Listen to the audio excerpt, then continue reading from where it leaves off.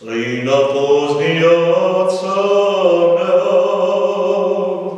și plânsul m-a însoțit în ea. A fost o viață de amar și de dureri fără hotar. A fost o viață de amar și de dureri fără hotar. Dar într-o zi am întâlnit pe Domnul care m-a iubit.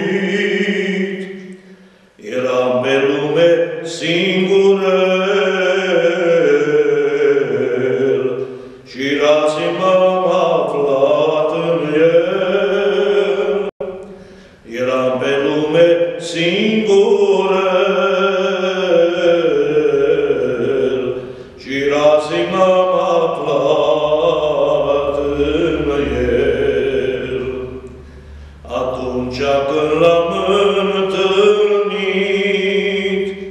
căzut era și biruit de greutăți și de amar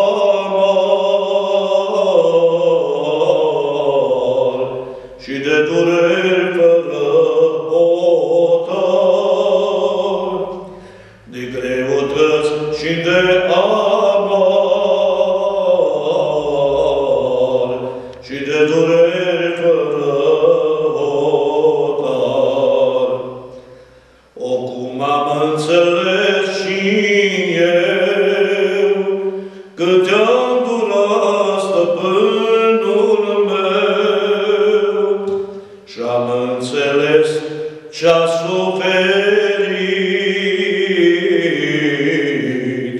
păcatul când mi-a ispășit. Și-am înțeles ce-a suferit păcatul când mi-a ispășit. Eu rab că sunt un păcătos, dar pentru ce-a arătat Hristos și de tot eu strig când sunt lovit,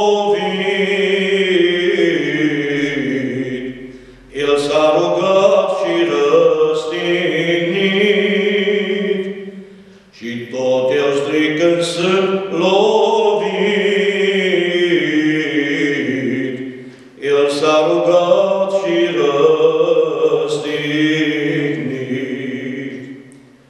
Eu pe dușman m-am răzbunat, El totdeauna i-a iertat și stă mereu privind la cui. Am plâns la umbra crucii Lui și stă mereu privind la cui. Am plâns la umbra crucii Lui. Am plâns mereu pierdut și dus la umbra crucii Lui Iisus. Iar astăzi simt că-s ușurat